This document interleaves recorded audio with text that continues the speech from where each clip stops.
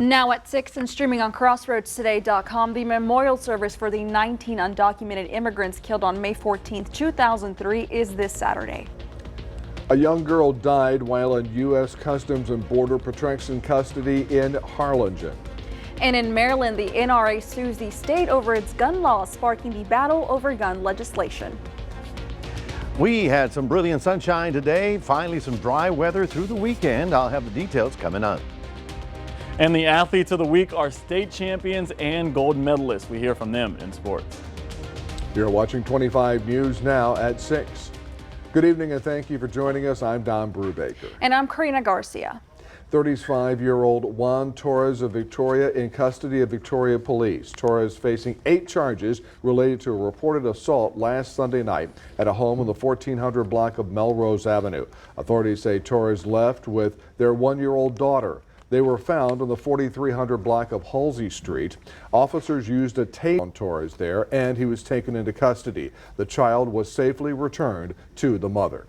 Southern Rock Energy Partners and Prairie Energy Partners are no longer focusing on investing in Victoria County. The companies wanted to build a new $5.56 billion refinery that would have led to more than 400 jobs and an estimated $18 billion economic impact to the state over the first decade. The companies say there were unnecessary, costly, and avoidable bureaucratic delays, and they were unable to secure satisfactory tax abatements, economic incentives, and site control with the Victoria Economic Development Corporation, Victoria County, the Victoria College, and the Navigation District. Southern Rock and Prairie Energy will now focus on locations in Oklahoma. Now here's a timeline of events. Early and premature discussions started in April of 2017 with a time lapse until 2021 when discussions resumed. Discussions and communication deteriorated in March of 2023 and ended just last month. The company says the facility was projected to pay an estimated $300 million of direct taxes over 30 years. Prairie Energy would have covered all associated costs for the infrastructure improvements. Now, we did hear from the VEDC. A spokesperson told us until it's built somewhere else, they say they're willing to work with them and support it any way they can. That's right, and this is going to bring us to your viewer poll. Scan that QR code on your screen to vote now. The question is, should Victoria County and VEDC do more to attract Southern Rock Energy Partners, yes or no? We take a look at these results and 62% say yes, 38% stand at no. Thank you for voting. Come to our viewer poll to vote for results tonight at 10. Here are the current river flood warnings posted for the Crossroads from the National Weather Service. In Victoria County, a river flood warning in effect until Friday afternoon for the Guadalupe River at Victoria. In Victoria and Calhoun counties, a river flood warning in effect until further notice for the Guadalupe River near Bloomington. In DeWitt County, a river flood warning in effect until early Saturday morning for Sandys Creek near Westhoff. So now let's take a look at your forecast with Chief Meteorologist Mac Bettis. Thank you, Karina. Good afternoon, everyone. We had a beautiful day. I mean, it was just fantastic out there. Lots of sunshine, low humidities. You might see some clouds sort of rolling in from the west, and there's a big hungry line of thunderstorms out there. Is it coming here? I don't think so. We've got high pressure that's going to protect us for the weekend, and we'll talk more about that and take a look at your 7-day outlook coming up in just a few minutes, so stay tuned. A hungry line of thunderstorms. All right, Mac, thank you. The city of Victoria recently approved a community grant to bring a new facility to the Crossroads. Yeah, and with this green light, the Salvation Army plans to build its Life Enrichment Center. 25 News Now reporter Adarius McCormick will explain the facility's purpose. Adarius. Thank y'all so much. Reconciliation, restoration, resolution. That's the goal of Salvation Army's Life Enrichment Center. The new center will stand where the Victoria Corps is now on 1302 North Louis Street. The facility plans to work directly with the less fortunate at the Life Enrichment Center. The less fortunate would have access to showers, computers, books, and more. Salvation Army wants to help with many different things, teaching life skills, building self-esteem, promoting mental health, addiction crisis intervention, and so much more. Construction begins on June 1st. And the Salvation Army plans to open in the beginning of October. Dawn, Karina, back to you. Darius, thank you. In light of the recent mass shootings that have rocked the nation, some state and federal governments have moved forward with gun legislation. Yeah, in Maryland, the state governor approved new gun control measures on Wednesday, but the state was faced with immediate federal lawsuit by the NRA. In his 7th bill signing as governor, Governor Wes Moore signed 2 bills into law that limit who can carry guns and where those guns can be carried. The Gun Safety Act of 2023 prohibits people licensed to carry from carrying their firearms in certain areas, like schools and medical facilities. A separate bill that was signed into law limits who can get a license to carry a concealed weapon. The governor calls them common sense gun laws. Common sense legislation to ensure that a person can't bring a gun into a preschool or a hospital or a government office. Common sense legislation to ensure that if you have a mental illness and have a history of violent behavior, that you cannot get your hands on a gun. Shortly after signing the Gun Safety Act of 2023, the NRA filed a federal lawsuit against the state of Maryland, saying Maryland's new gun laws are blatantly unconstitutional. The issues presented by this lawsuit are definitely nuanced. In the lawsuit, the gun rights advocates claim Maryland's new gun laws contain unconstitutional restrictions on how law-abiding Marylanders with a carry permit can exercise their Second Amendment rights outside of their home. Adam Ruther is a legal expert. He says this lawsuit is about whether or not Maryland's new gun laws cross the line and place unconstitutional restrictions on a constitutionally protected right. In a statement to WJZ, Governor Moore's press secretary said, in part, the NRA thinks more guns on the street is the solution when that is actually the problem. Everyone understands these common sense bills will protect Marylanders and protect the rights of legal gun owners. The question of whether it's appropriate for the state to say, okay, well, you can have your right to carry a concealed firearm, but you're not allowed to do it in so many places that the right essentially doesn't exist. That's a question that the federal court is going to have to deal with.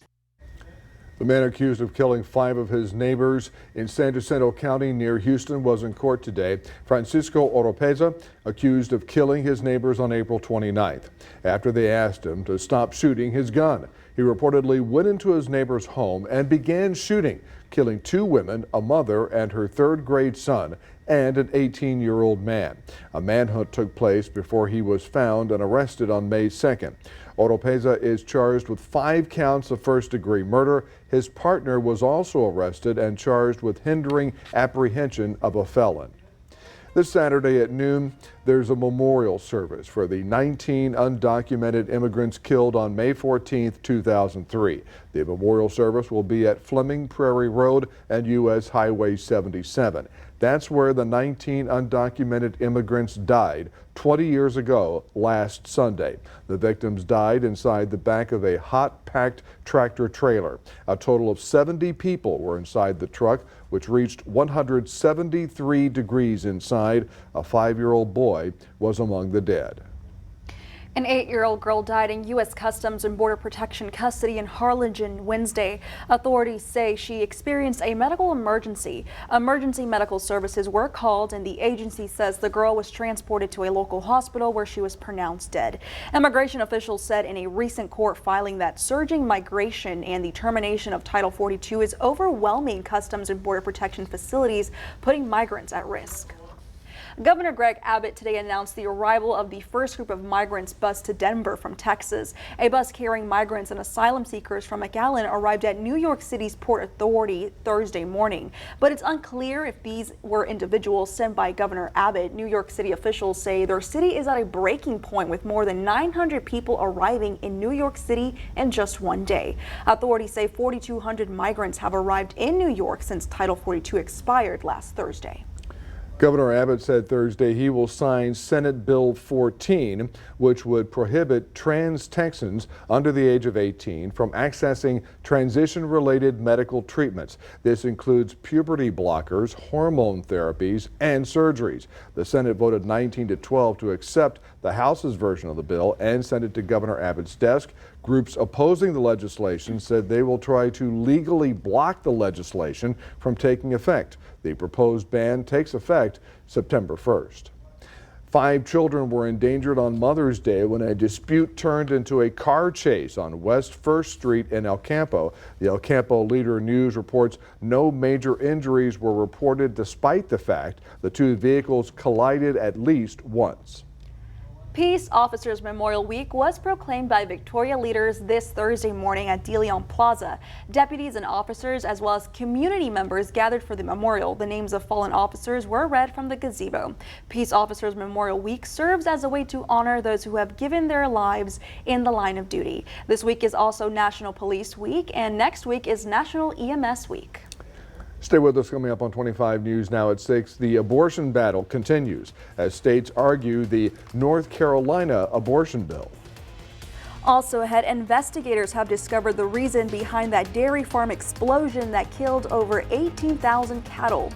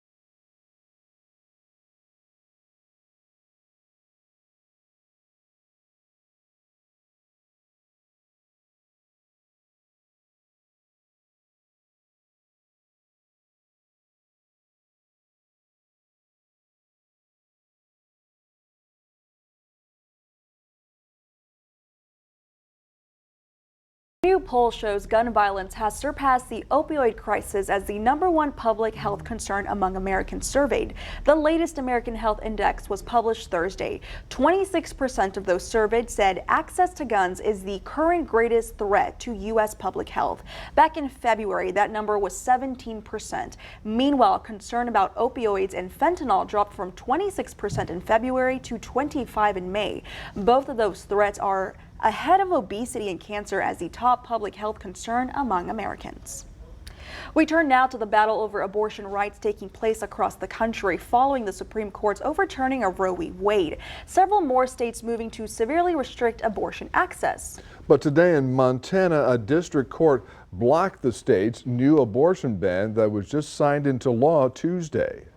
South Carolina's abortion ban is one step closer to becoming law. Lawmakers advanced a House bill late Wednesday that restricts most abortions after 6 weeks. While heavily backed by Republicans, not every GOP member is in favor. Abortion laws have always been, each and every one of them, about control.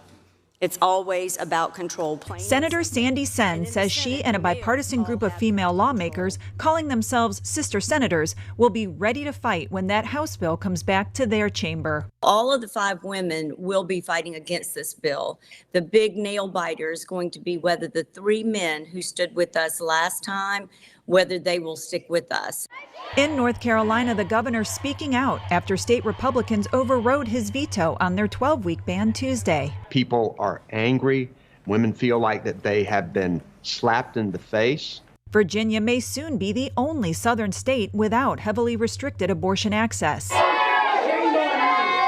Nebraska's state house filled with dueling protests Wednesday after a 12-week abortion ban was slipped into an already controversial bill that limits gender-affirming care for anyone under 19 years old. I think today will be a very dark chapter in Nebraska history. Nebraska's bill is expected to pass a final vote, possibly as soon as Friday.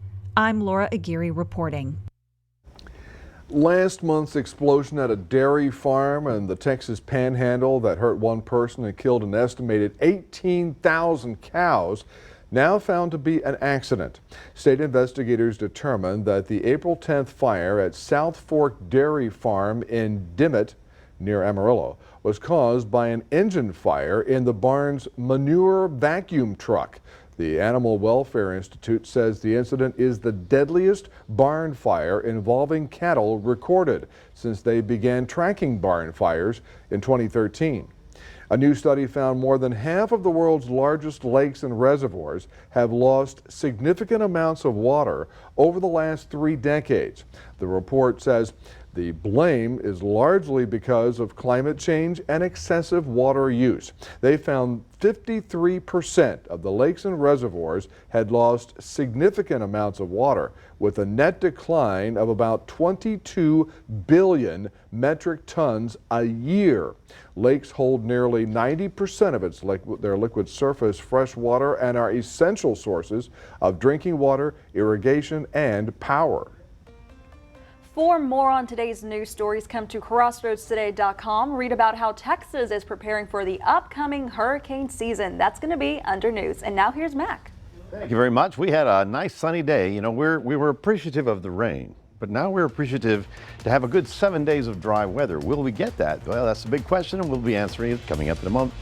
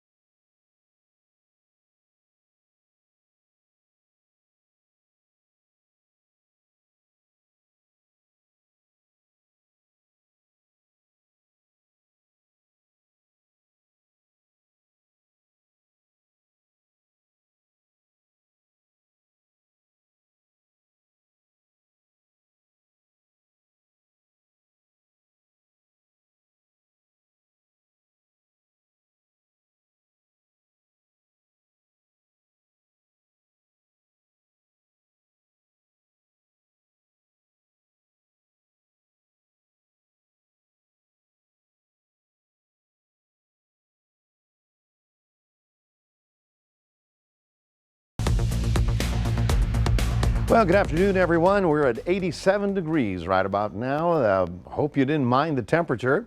I'm sure you enjoyed the sunshine. It was very nice out there. As you can see, our live camera over there looking at the sundown going down over Coquero. We did manage to get up to 88. That was the warm temperature, and that's actually where we're supposed to be for this time of year. 87 is our average. No rainfall today. That's good. Now, the funny thing is that we have high pressure on top of us, and I talk about it, and you need to know what it is. Basically, pressure is high, and therefore it sinks the atmosphere down. So it doesn't allow any kind of thunder showers to develop. In fact, the clouds that you saw were all pretty flat today, right? All right. Well, that's where the good news is. At the edge of it, where pressures begin to lower, are out here in far west Texas. And as you can see, there's a big line of storms that develop. But the good news, as it rolls into our high pressure, it gets squeezed down. So it's not going to continue up into our area. As a matter of fact, I'm going to zoom in on the radar. Here we are.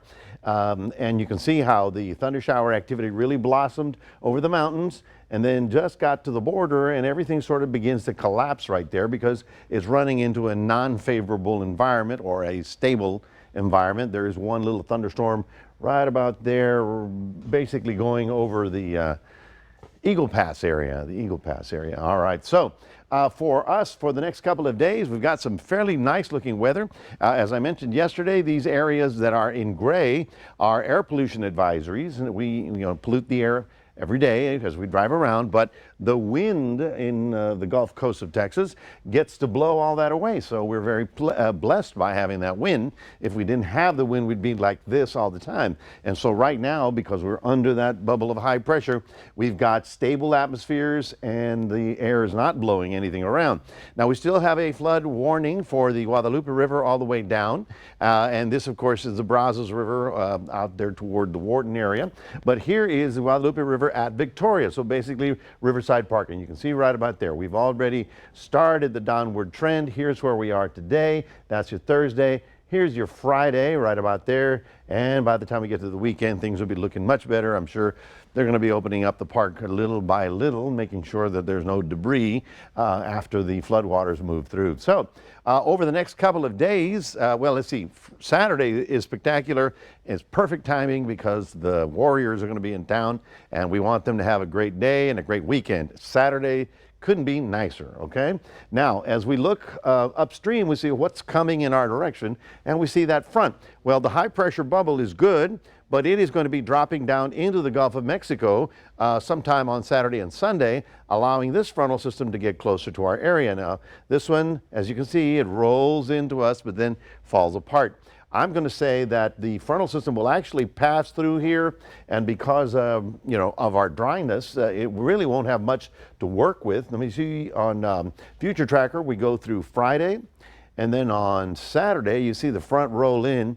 It won't get here till about Sunday, and that's when we may have a cloud or two, 20% chance at the most. So good looking Friday, great looking Saturday, a little cloud and maybe a rain on Sunday. Then we start off with summertime temperatures. That's your 7-day forecast. I want to remind you that we have a QR code. If you scan that with your phone, we can put Crossroads Today on your cell phone and you can take us wherever you need to go. That is it from the weather front. Now we'll toss it over to Karina. Thanks, Mac. And now here's Sports Director Gina Perez. Thanks, Karina. Houston Astros star is back in action after an injury in March. That's coming up after the break.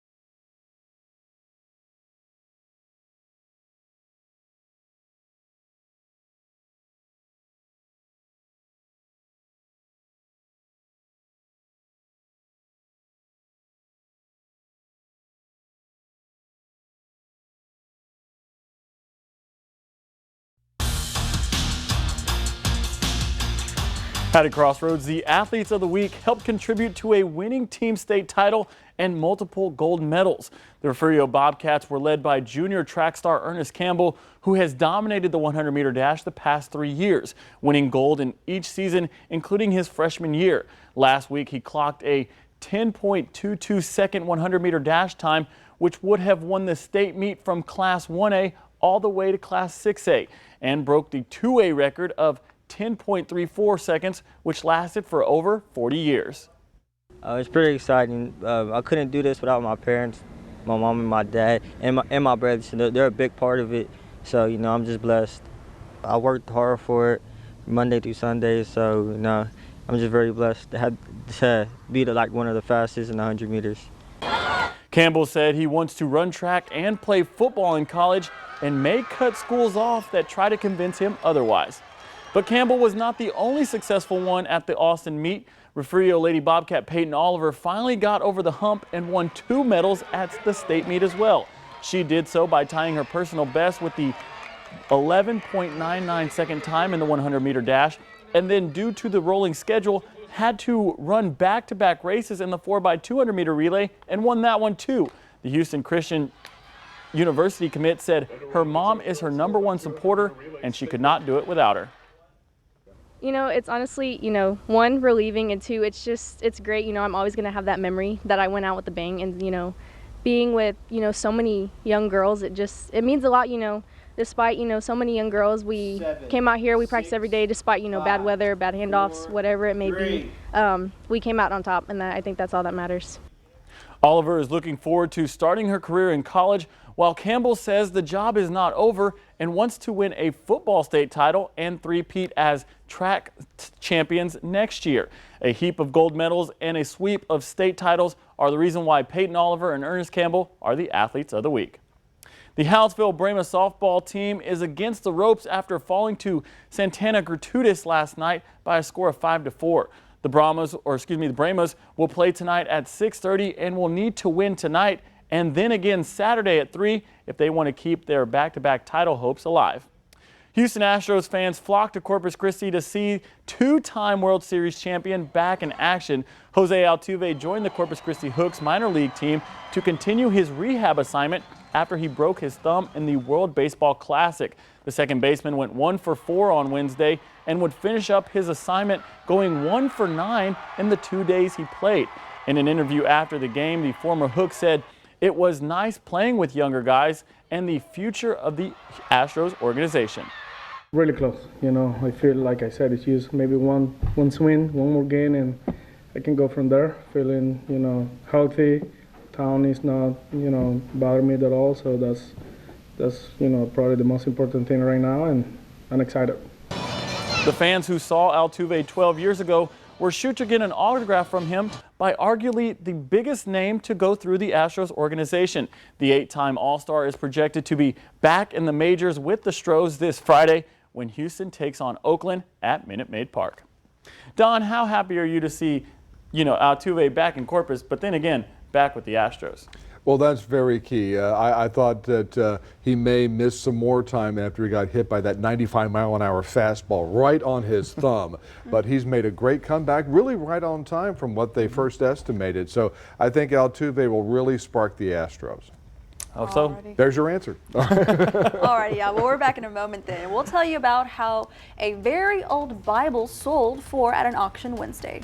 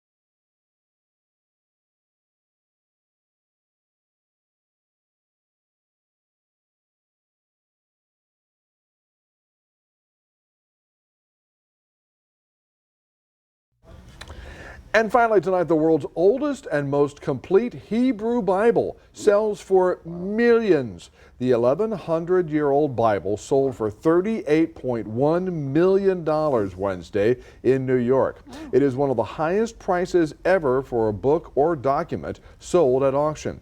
This Bible, dating from the late 9th or early 10th century, is a leather-bound, handwritten parchment volume containing nearly complete Hebrew. Now, in comparison, 2 years ago, a rare copy of the U.S. Constitution sold for $43 million. Now, this Bible was in the hands of an independent individual for years and thought, let's just put it out to auction, see how much it will get.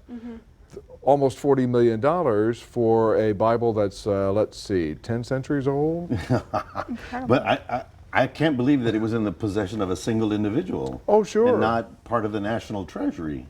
No, it's for some years, and then it's out there for auction. And Right. Let him get his cash, and now we can all go read it, okay? That's right. Alrighty. Well, folks, we've got some great looking weather for today. Well, today's over, but tomorrow, Friday, is looking great. Lots of sunshine, low humidity. Saturday's spectacular for all the Warriors that are going to be in town. We wish them a safe holiday weekend here in the Crossroads. Thank you, Mac. Thanks for joining us. We're streaming 24/7, Crossroads Today Plus. That's right, and we'll see you tonight at 10.